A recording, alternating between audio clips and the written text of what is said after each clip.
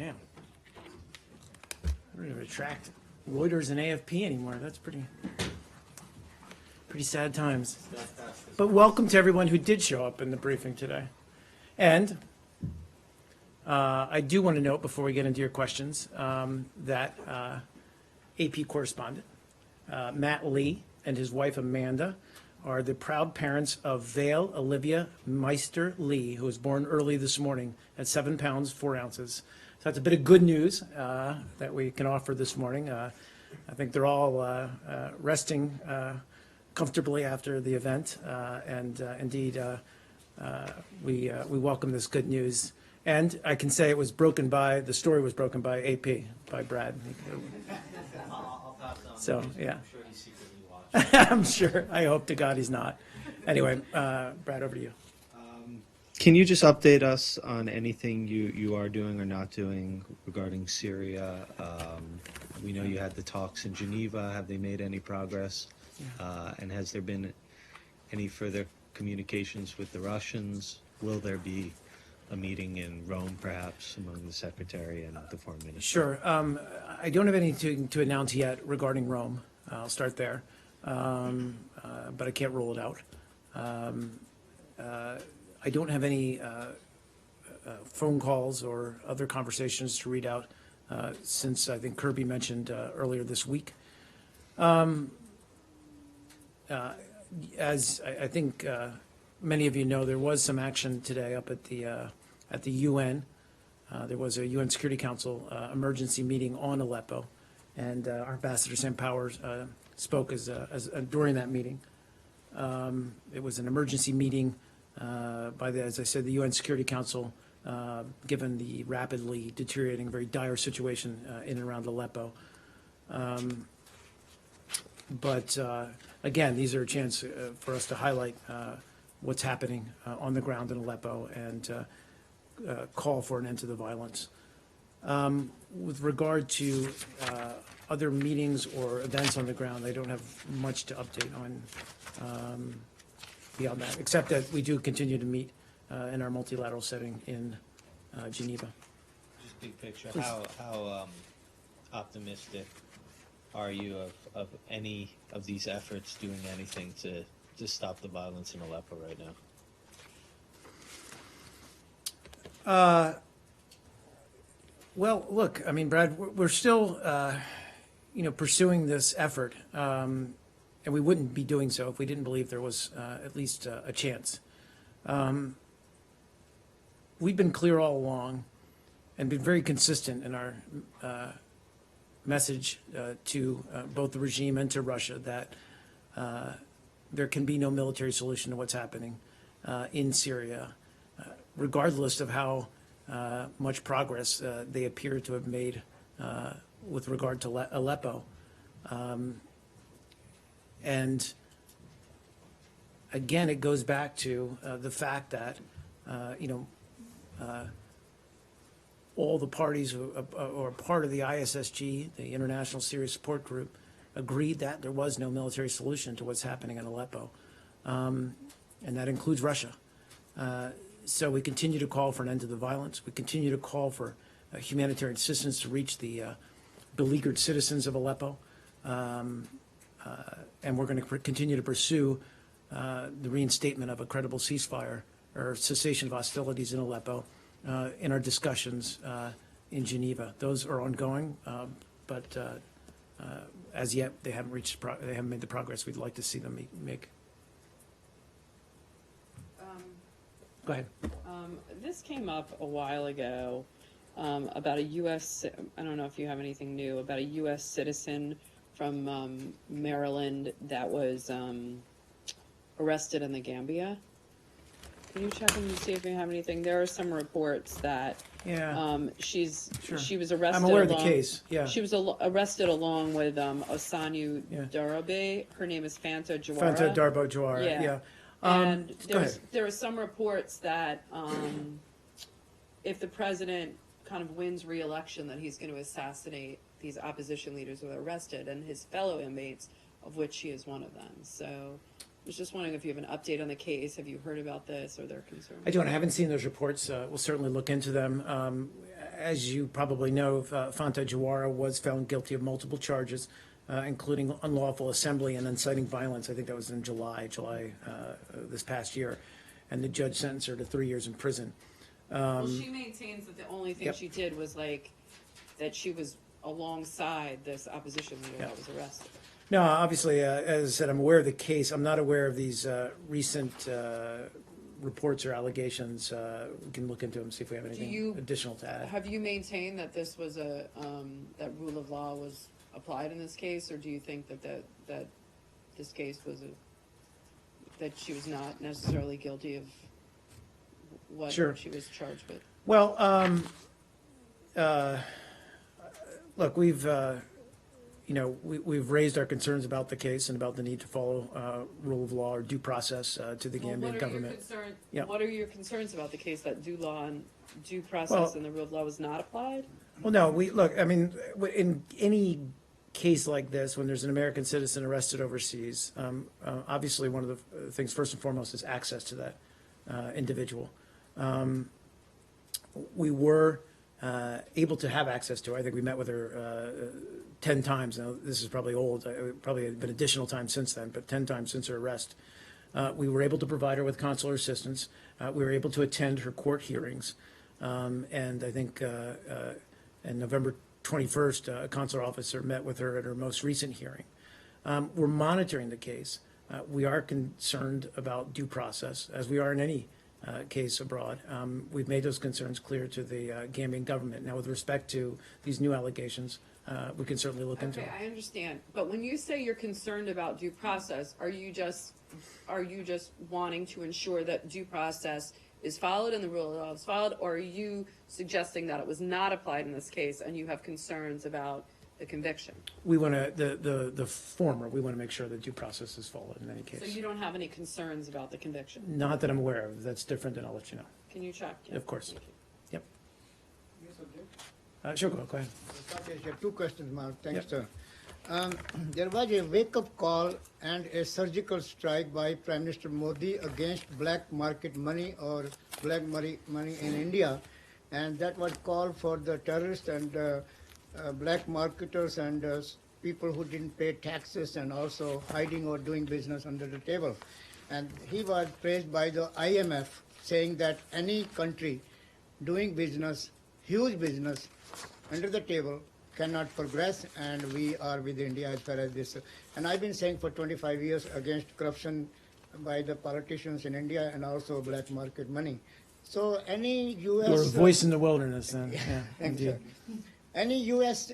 impact as far as this blocking 500 rupees and 1,000 rupees, and because there is a Sure. chaos in India, but mostly 92% Indians are supporting Prime Minister Modi. Well, you're right, and you're right that this recent action followed on a series of steps that the Modi government took over the past 2 years to reduce black market money, and I think it also included a 4-month amnesty for tax evaders in India, which resulted in, I think, the disclosure or declaration of billions of dollars in hidden assets. This was an action, I'm talking about the discontinuance of the 500 and 1,000 rupee notes designed to target illicit cash proceeds from corruption and tax dodging. And with respect to your question about the impact on American citizens, we got this question, I think, the day that this was announced. And indeed, as it was an inconvenience for many Indians, it was an inconvenience for Americans who are also there. And we actually put out a statement through our U.S. Embassy to American citizens in India about the changes. Again, this is, we believe, an important and necessary step to crack down on this illegal actions or illicit actions. American citizens who are working and living in India, I think, have the proper information now to exchange those notes or to get new notes. It's a little bit of adjustment, just as it was an inconvenience, I'm sure, for many Indians, but I think a necessary one to address the corruption. Is the U.S. Embassy providing any help to American citizens there if they are stuck in these long lines and all that? You're talking about any help for the Indians or for the Americans? Americans. No, I mean, look, in any case such as this, the embassy's role would be to simply inform American citizens residing or visiting in India of these changes, and again, how they can replace their notes and just the process and how to do that. One question on Pakistan. As far as terrorism is concerned, or counterterrorism with the U.S. and Pakistan is concerned, there have been many cases where people who got training in Pakistan and also financed by Saudis, some including this Ohio and California and all that, and now there is is Pakistan getting, and there was also a report on Twitter, is Pakistan getting any message that most of the people go there and get trainings and they hit U.S. interests here and also abroad, and also at the same time, finally, now Pakistan has a new army chief, Mr. Qamar Bajwa. Yes. Any change under his leadership, because Prime Minister Nawaz Sharif and Well, many in the country were seeking sure. Not to have anybody anti-India general in the future. Okay, so starting with your second question first, he did just, he was just appointed at the end of November, so let's give this gentleman a chance to get up to speed. But we certainly congratulate him on the appointment and welcome his the transition to a new Chief of Army Staff. With respect to your first question, I'll have to just say that I think you're referring to several cases, one of which is still an ongoing investigation. So I'm not going to address some of the assumptions in your question with regard to the motivation behind these actions or where these people may have received any sort of training. I think those are allegations that we're just not able, law enforcement is not able to confirm at this juncture. With respect to our counterterrorism cooperation with Pakistan, that's ongoing. We work with them quite closely. They're aware of some of our concerns, which include safe haven for some terrorist groups that are active in the region. But again, as Kirby and I both made clear many times from this podium, Pakistan's also paid the price of terrorism. It's in their interest, obviously, to crack down on any terrorist group that may be finding safe haven within its borders. Please, and I'll get to you, Justin, sorry. I'm sorry if you talked okay. about this already, but is there any new updates on the transition team that's been here at State? Are they having meetings with officials in the building? What's the latest on what's No, going I on? haven't. I don't think I have much beyond what we said, which is that they're here, obviously, they arrived in the State Department. I would have to refer you to that transition team for more specifics about their planning and their actions. Everybody in the State Department obviously stands ready to brief them. Well, I understand Yeah. that you stand ready, but have you briefed them? Again, I don't have a list in front of me. I can certainly try to do that. I think If Kirby's you could give a little looked bit at more that of as well. a kind of update Sure. of where things are in terms of, Yep. I understand that they've arrived and they're probably reading memos and stuff, but have they started undergoing briefings with Right. officials in the building, Again, I don't- which you said was Yeah. expected? No, I don't want to give sorry, but and I don't want to give necessarily a play-by-play. My understanding is they're in the building, they're reading. I'm not sure, and getting up to speed as you can expect. I'm not sure that they've actually started having these kinds of individual or briefings with the various bureaus or with senior leadership. I can see if I can confirm that. if you Yeah, could. please. So if they're in the building and they're not getting, what are they doing all day? Again, that's for them to speak to. So they haven't had any meetings? I don't have anything to confirm right now in front of me, sorry. I don't know if they've It's possible started. they've had a lot of meetings, you just can't say if they've had any meetings. I'm not aware they've had a lot of meetings.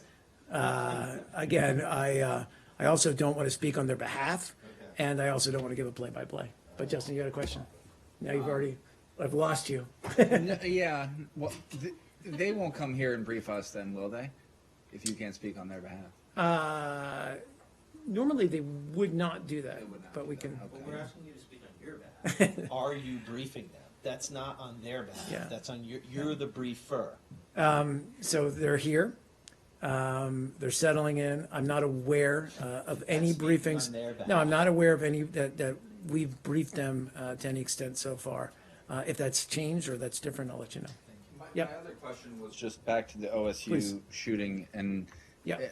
wondering if, now that we're hearing and understanding that the investigation is not complete, but hearing that there are strong indications this person was radicalized and inspired by Al Qaeda or ISIS, does this type of incident trigger any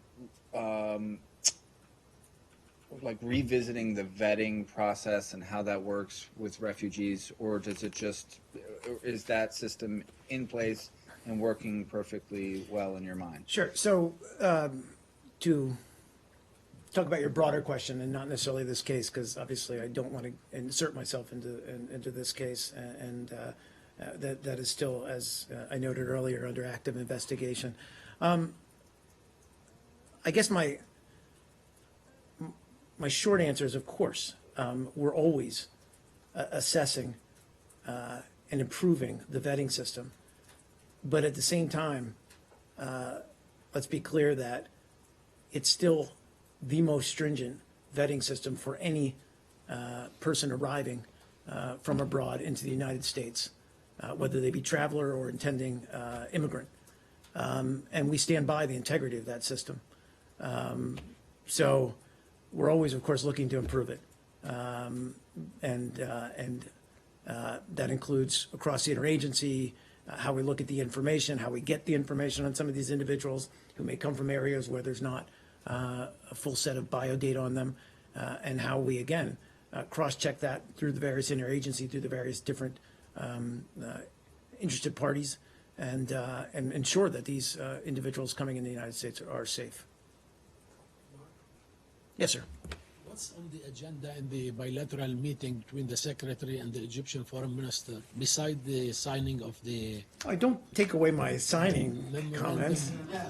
That was my big thing. I was going to do a topper on that, and if I can find it. It's the whole thing. So, like it or not, I'm going to give you the information on the cultural property agreement. Actually, it is a significant thing and worth noting. So Secretary Kerry and Egyptian Foreign Minister Shukri will sign the U.S.-Egyptian Cultural Property Agreement today, later today. And the agreement will promote collaboration on fighting illicit trafficking in Egyptian artifacts, and it underscores the United States' commitment to our relationship with Egypt, as well as our global commitment to cultural heritage protection and preservation. And under the agreement, the United States will impose import restrictions on archaeological material representing Egypt's cultural heritage, dating from 5200 BC through 1517 AD. And Brad, you're not allowed to ask me why those dates, because I don't have an answer for you. But these restrictions are intended to reduce incentive for pillage and trafficking, and are frankly one of the many ways that the United States is fighting the global market for or in illegal antiquities. They will, as you of course, hold a bilateral meeting after the signing ceremony. Look, no surprise what they'll discuss. They'll likely discuss regional issues. We've obviously have strong interest in Egypt's views on regional issues, whether it's Daesh, whether it's Libya, whether it's Syria. We're also, of course, want to talk to them about the domestic situation in Egypt and the pursuit of the Egyptian people for a stable, democratic, and prosperous country. Goes without saying that we want to see Egypt succeed and become a successful, prosperous, and stable country. It's important for the region. It's important for the United States. Did you confirm if Egypt sent any troops to Syria? Did we confirm that? I'm sorry. There were reports that Egypt may have sent troops, army to Syria. No, I've not been able to. I don't have any confirmation of those reports. Is the 1517, I assume that cultural products that are less than 500 years old are not antiquities, since that's exactly 500. I don't know, it's years somewhere ago. around the Ottoman Empire. I'm not sure if that has anything to do with it, I but don't think it was connected to Luther's That's right. theses, which were the same year. I can assure you, I asked the same question when I read it before. I'm not sure. That sounds as plausible. Please, Michael. Yeah, now that you said that you talk about Ottoman Empire, Yeah, there we go. Mark, as you know, Mr. Erdogan, lately his tone is very aggressive and nationalistic. Now he's saying that he wants a piece of Greece, of Iraq, and some other countries. He spoke of the borders of his heart. How do the American government sees this nationalistic rhetoric by the president of Turkey?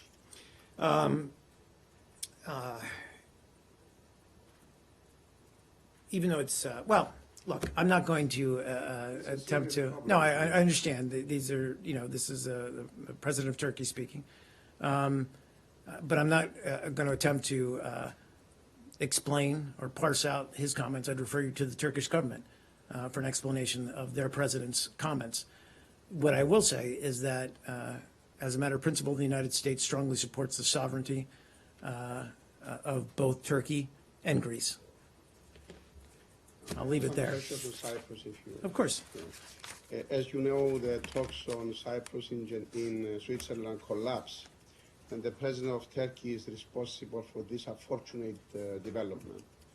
What is your position on this, and what you are doing to revise the talks? Well, I don't know, your first question, you referred to it as collapse. I don't know if we characterize the situation in quite that way. I mean, UN Special Advisor Ida spoke yesterday about the recess in Mont Pelerin. He called it a setback, but he also said he doesn't see any unbridgeable issues. So, of course, we're aware that these UN-backed talks did go into recess last week. I think the leaders returned to Cyprus to reflect on next steps and the way forward. We, on our part, continue to support the UN-led and facilitated process under U.S. Special Advisor Espen Ida. More generally, we've been encouraged by the progress that Cypriot leaders have made this year, and our focus remains on supporting efforts by the parties to reach a comprehensive settlement to reunify Cyprus as a bizonal, bicommunal federation. We can get there. We believe that, as I said, there has been progress made. We understand that the talks are at recess now. I'm not necessarily going to commit or project about possible next steps. That's really for the parties to decide. We certainly would encourage these talks to go through under the auspices of the UN. There are Please. reports today that Secretary Kerry is going in Nicosia on December 8th and 9th. Also, there are reports that another official from the State Department is in Cyprus. Can you confirm any of this? With regard to possible travel by the Secretary of State, I can't confirm that. I don't have anything to announce in that regard. I don't know what other official you're referring to. Is there Mr. Yeah. Mr. Cohen, maybe? I can check on that. I just Can don't you know. check on Yep, this? Thank you. please. Hey, go ahead. This morning, the UN Security Council passed additional sanctions on the DPRK. Sure. I know Ambassador Power addressed this a little bit earlier, but do you have any reaction or comments from this podium? Well, thank you. She did, and did so obviously very articulately and forcefully. You're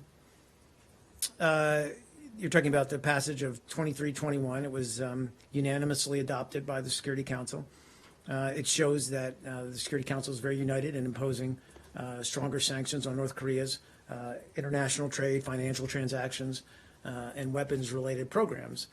This is in response to North Korea's pattern that we've seen in the past, more than past months, but certainly increasing over the past months, its behavior that jeopardizes the security of the region and certainly the security of the Korean Peninsula.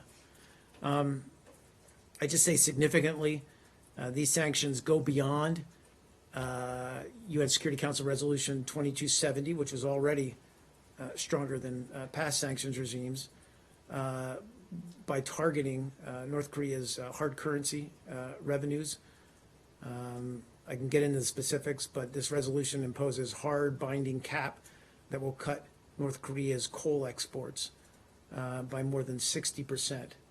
It also, these sanctions will ban export by North Korea of monuments and non-ferrous metals, rather, copper, nickel, silver, and zinc. And this is significant because both of these exports have provided tens of millions of dollars to the regime annually. What else? Just finally, I would just say that obviously none of these sanctions are directed, and nor do we seek to punish the people of North Korea, who indeed are long suffering under the current regime. To the contrary, these sanctions are very much targeted at the ruling elite, who are responsible for many of these illicit programs.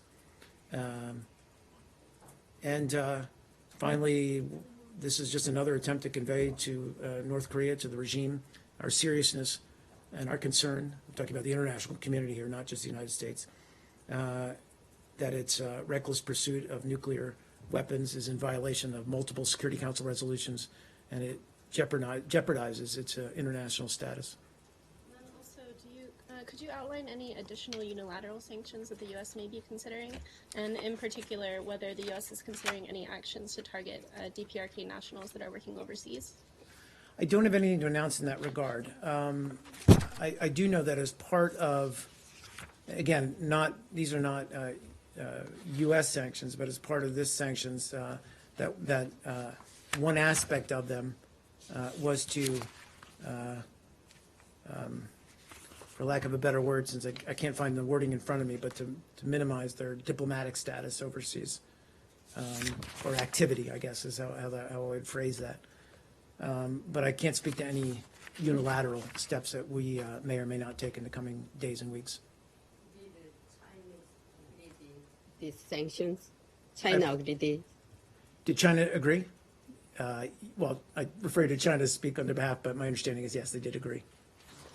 I have another one. Of course, go ahead. North Korean leader Kim Jong-un has sent a 9-page letter to Trump demanding end to a hostile nuclear threat. Do you have anything? Demanding hostile nuclear threat. I'm not aware of the letter. I'd have to refer you to the President-elect Trump and his team to confirm receipt of that letter. I'm certainly not going to speak on his behalf or on his team's behalf until January 20th. President Obama is the acting president, obviously. But I would say that concern, generally speaking, over North Korea's behavior is not specific even to the United States or one administration in the U.S., but rather it's a strong international condemnation. Is that it? Thanks, guys.